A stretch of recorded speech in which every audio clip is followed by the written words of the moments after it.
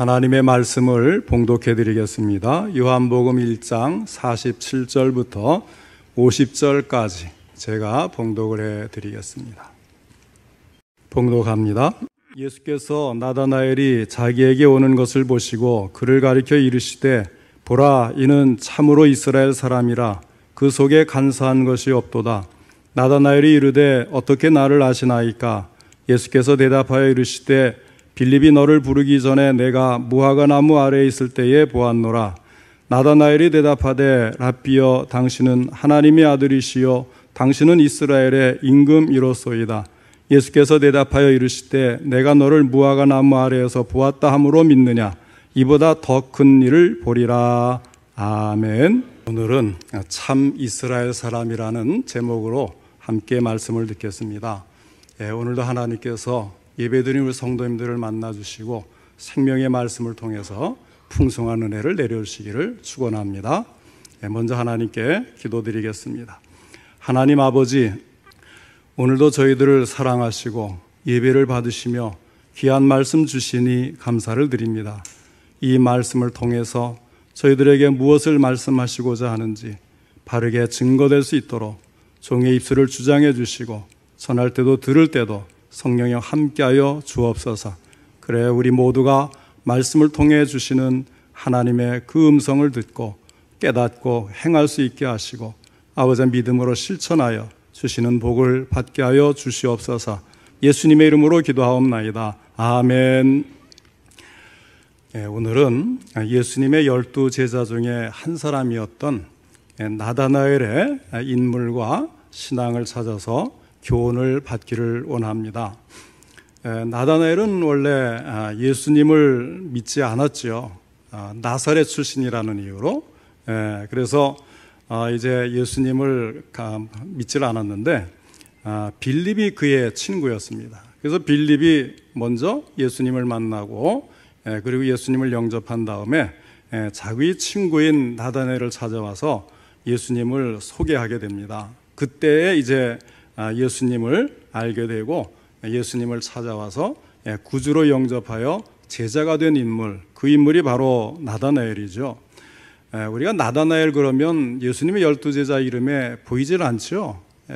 그 중에 누가 있느냐면 바돌로메가 있습니다. 바는 아들이라는 뜻인데 돌로메의 아들 이 바돌로메가 원래 이름은 나다나엘이에요. 그래서 이 나다나엘이 12 제자 중에 한 사람입니다.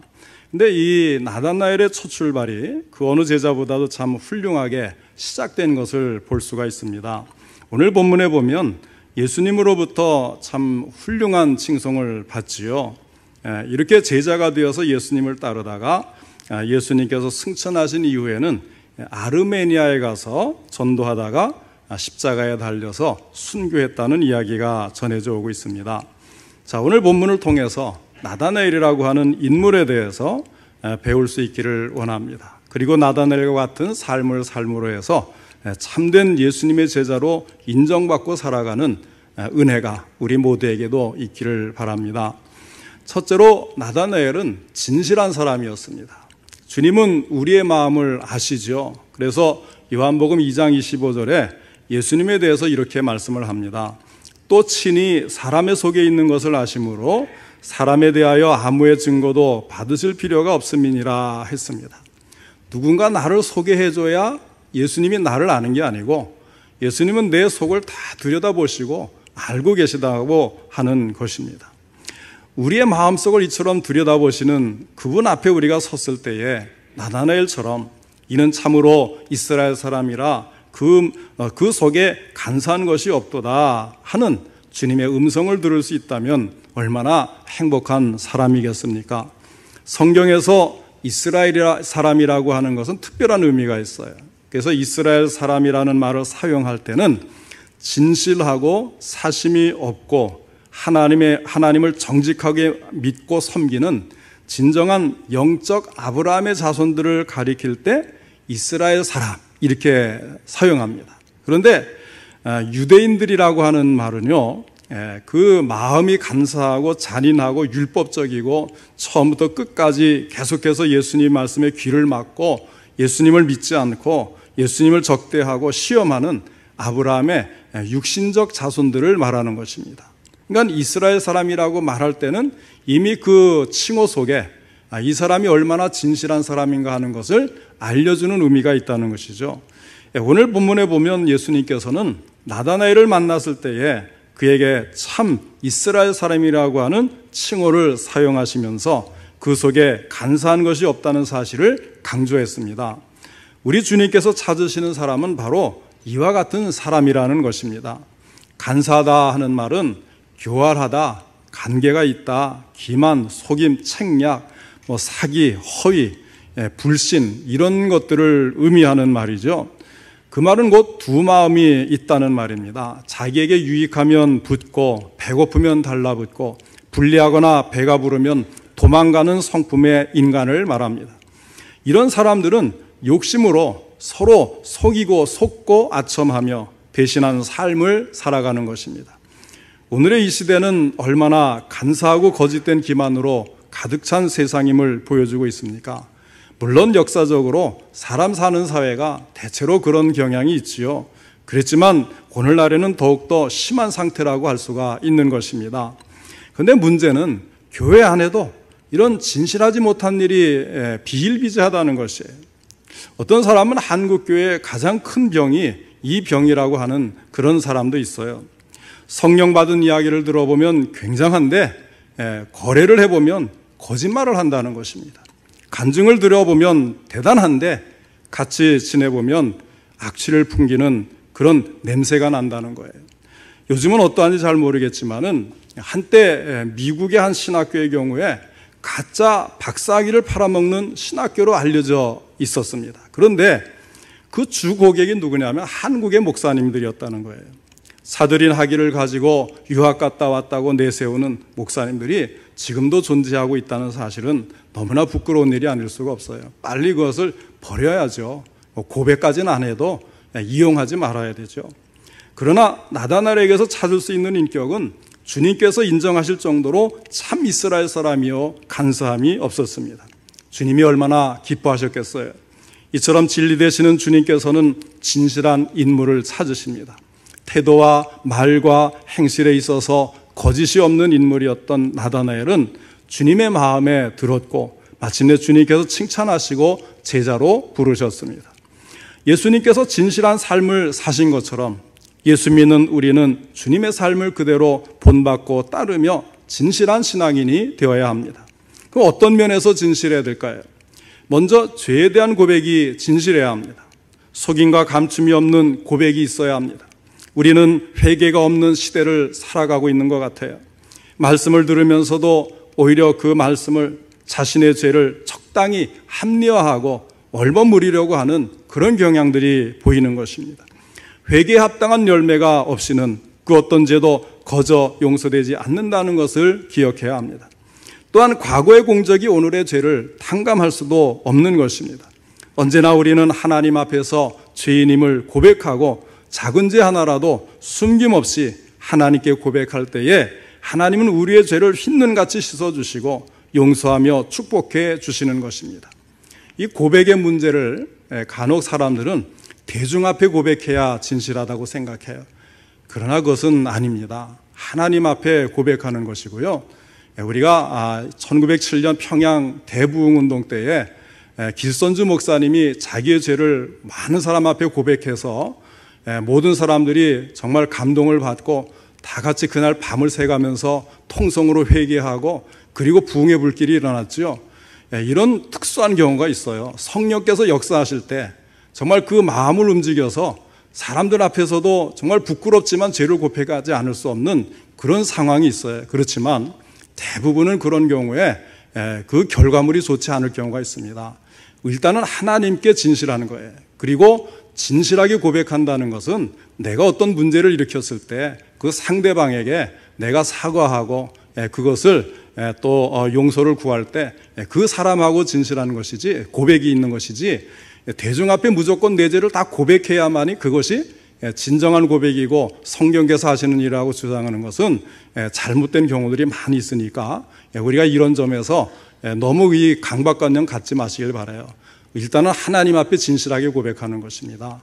그리고 정말 성령께서 정말 역사하셔서 정말 강권적으로 부르시면 그때는 모든 사람들 앞에서 고백할 수 있는 그런 기회도 사실은 있을 수 있다는 것을 아시고, 이렇게 우리는 하나님께 죄에 대한 고백이 진실해야 된다, 이것을 기억하시길 바랍니다. 그 다음에 두 번째는 물질의 운용에 진실해야 돼요. 돈을 사랑함이 일만하게 뿌리가 된다고 디모데전서 6장 10절에 말씀하고 있습니다. 무엇보다도 돈을 버는 데 있어서 속임이 있어서는 안 되겠습니다. 진실하기 때문에 당하는 손해를 자랑스럽게 여길 줄 알고 물질의 양보다는 일의 가치를 소중히 여기는 성도가 되어야 합니다. 훌륭한 기독교인이었던 도산 안창호 선생이 미국에 가서 한국 교포들에게 강조한 말이 있습니다. 그때는 일제 강점기였고 미국에 가서도 그렇게 대접을 못 받는 우리 한국인들 아니었습니까? 이런 말을 했어요. 우리가 미국 땅에서 장사를 하여 돈을 벌고 취직을 하여 잘 살려고 하면 적어도 세 가지의 신의를 쌓아야 한다 그랬어요. 첫 번째는 한국인의 말은 믿을 수가 있다. 두 번째는 한국인의 가게에 가서는 안심하고 물건을 살 수 있다. 세 번째는 한국 기술자들에게는 마음 놓고 일을 맡길 수 있다. 이 세 가지를 인정받아야 타국에서 성공할 수 있다고 했습니다. 돈을 버는 데 있어서 우리 신자들은 진실해야 하는 것입니다. 그 다음으로는 정확한 11조 생활이 있어야 합니다. 교회 안에서 정확한 11조를 하는 교인이 얼마나 될까요? 놀라운 것은요, 어떤 교회에서는 심지어 장로님들 중에서도 11조가 정직하지 못한 분이 제법 된다는 거예요. 우리 교회를 보면 제가 참 처음 와서 감동을 받은 것이 11조를 대부분 정직하게 하시는 것 같고 정말 힘을 다해서 헌금하는 그런 모습이 여느 교회와 다른 우리 교회의 모습을 보고 사실 감동을 참 많이 받았어요. 그런데 다른 교회들을 보면 그렇지 않은 경우들을 많이 볼 수 있다는 거예요. 예전에 어느 노회에서요, 이 문제가 너무 심각하다고 이제 사방에서 의견이 나왔어요. 그래서 적어도 장로는 교회를 책임지는 직분자이니 11조를 속이면 안 된다. 그렇기 때문에 노회가 중심이 되어서 각 교회마다 장로님들의 11조를 정확하게 실사를 해가지고 조치를 취해야 한다. 이런 논의가 막 시끄럽게 나온 적이 있어요.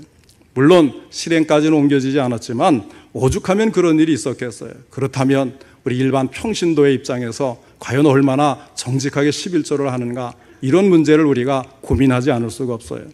그런데 하나님은 다 알고 계십니다. 아나니아와 삽비라의 예는 타산지석이 되어야 할 것입니다.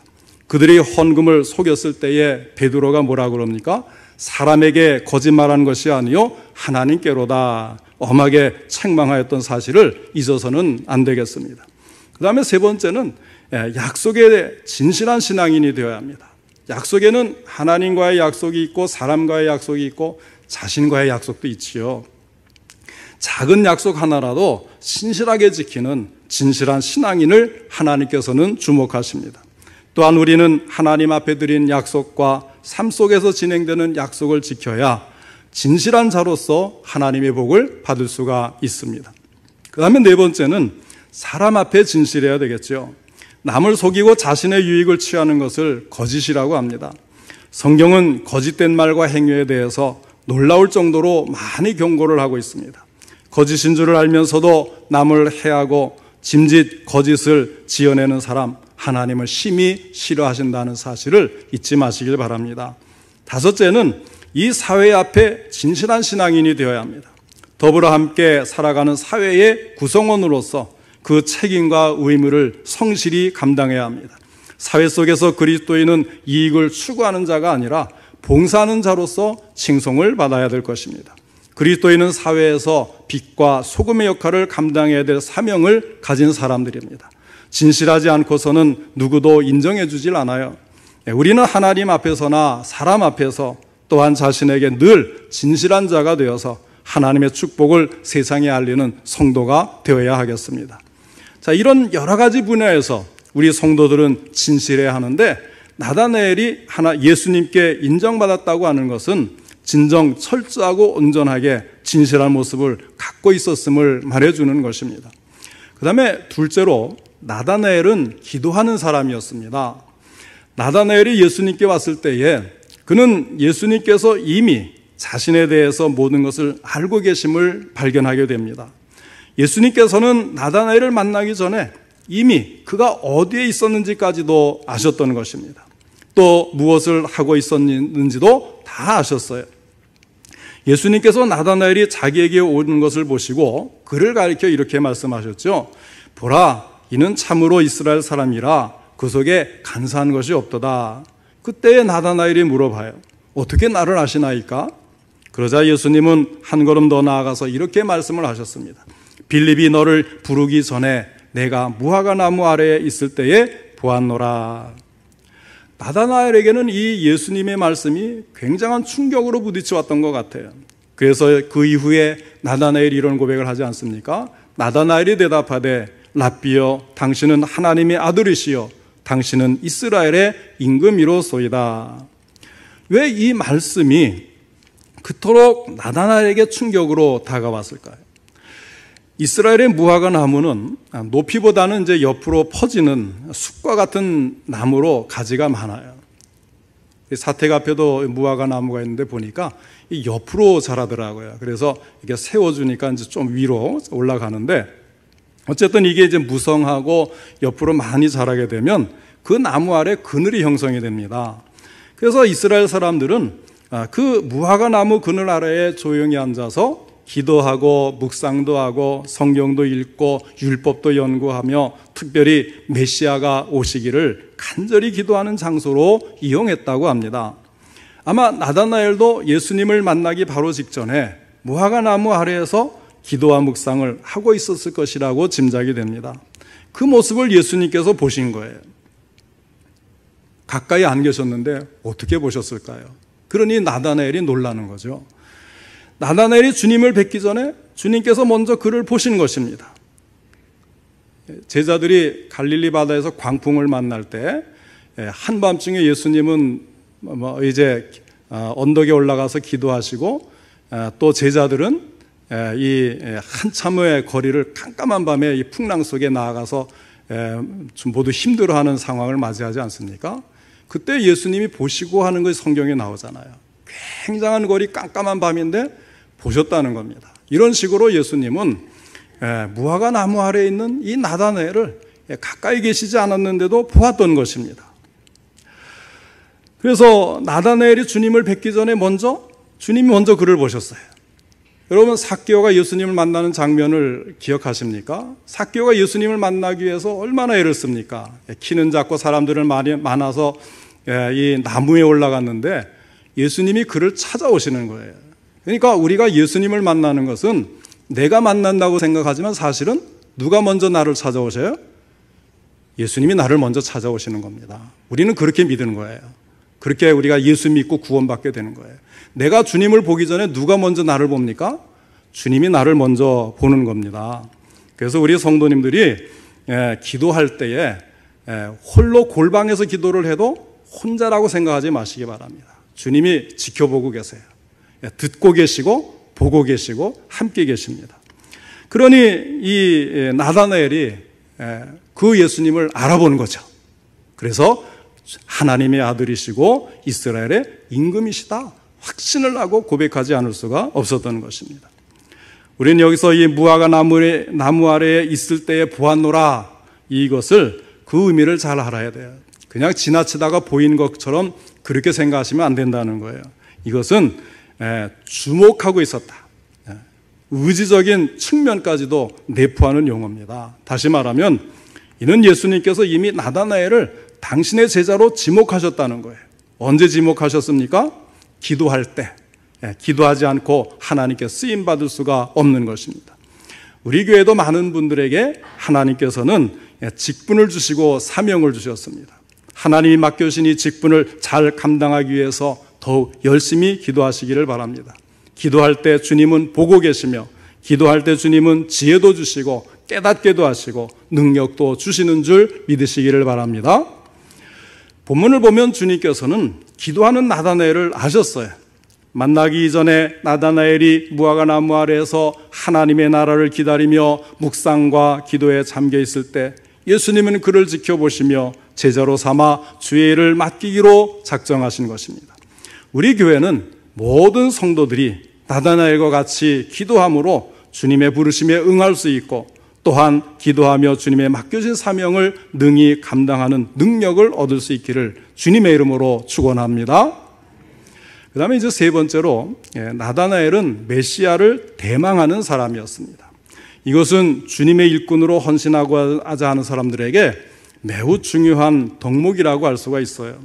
그리고 이 같은 소망, 주님이 다시 오실 그날 우리에게 부활과 또 천국에서의 그 영생복락을 마침내 이루시고, 참으로 이 모든 우리의 그 억울했던 것까지도 또 신원해 주시는 그날을 우리가 기다리고 그것을 소망하는 그런 사람들이야말로 주님의 일을 헌신적으로 할 수 있다, 이렇게 단언할 수가 있을 것입니다.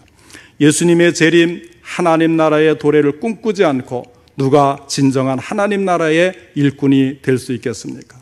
많은 하나님의 일꾼들이 그 나라를 바라보면서 그 나라를 확장하는 데 내가 조금이라도 쓰임받고자 그렇게 충성하고 헌신했던 것입니다.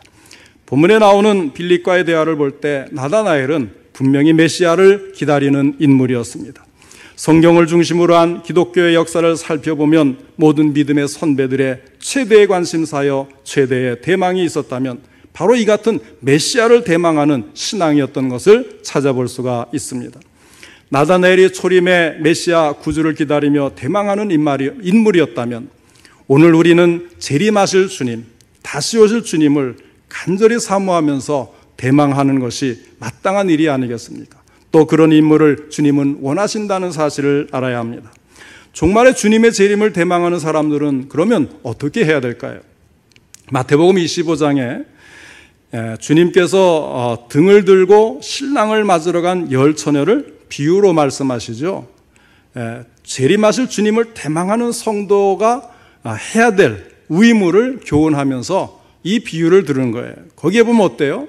열 처녀 중에 지혜 있는 다섯 처녀가 깨어있어 기름을 준비하고 등불을 끄지 아니하고 밤늦게까지 신랑을 기다리는 이런 자세로 주님의 재림을 기다리면서 우리가 충성해야 될 것을 말씀해 주고 있지 않습니까?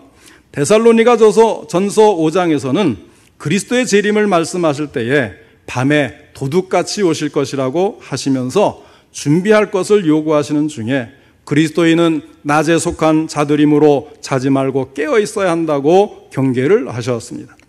마태복음 25장 14절로 30절 말씀해 보면 달란트 비유가 나오죠.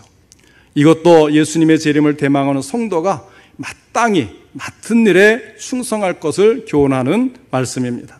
주의 일꾼들은 주어진 기회, 물질, 재능 이런 달란트를 최대한으로 선용을 해서 선한 일에 충성하며 봉사할 것을 촉구하는 것입니다. 마지막 결산하는 때, 곧 주님께서 다시 오시는 그때에 충성하지 못한 자는 어떻게 한다 그랬어요? 한 달란트 받은 자의 경우죠.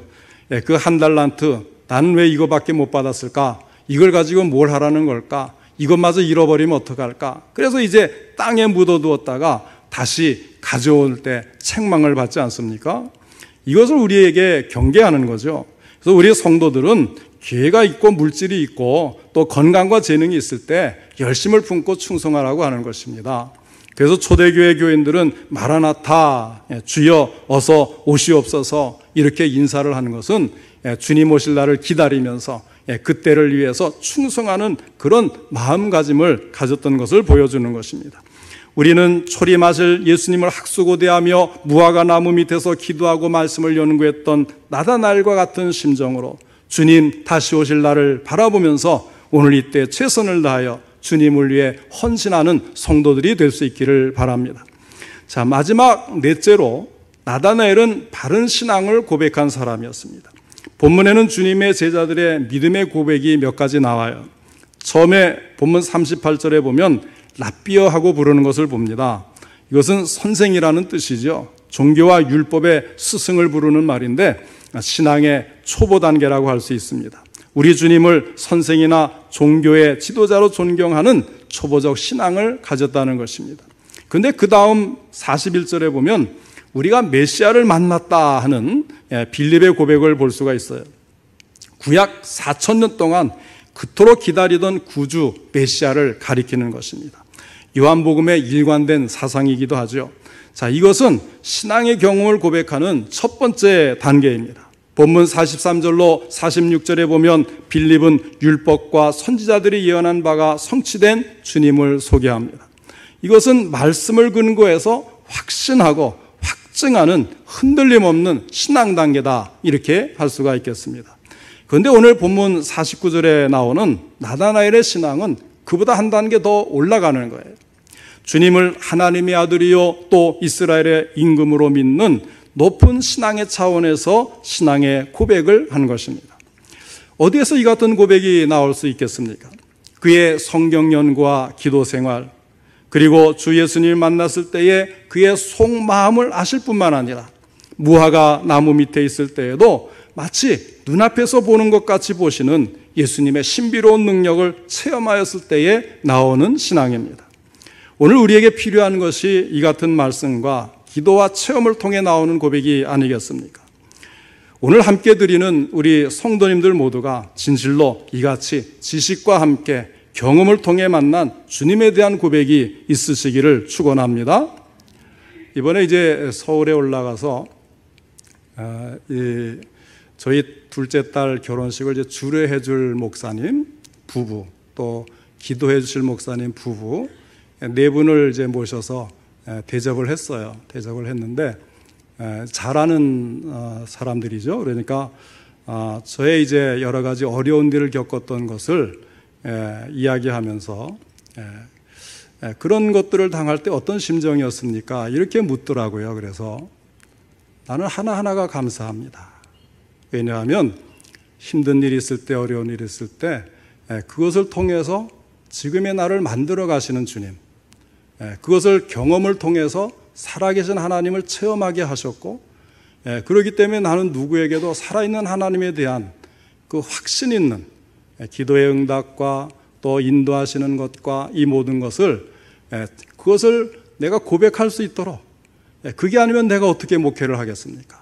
나에게 한 성도를 만나더라도 살아있고 확신 있는 믿음을 이야기할 수 있는 그 모든 것은 지금까지 나의 그 어려운 과정들, 상황들, 이런 것을 통해 인도하시는 주님을 만남으로써 이루어진 것이니 나는 하나도 버릴 바가 없이 모두가 다 감사합니다. 이렇게 제가 고백을 했어요.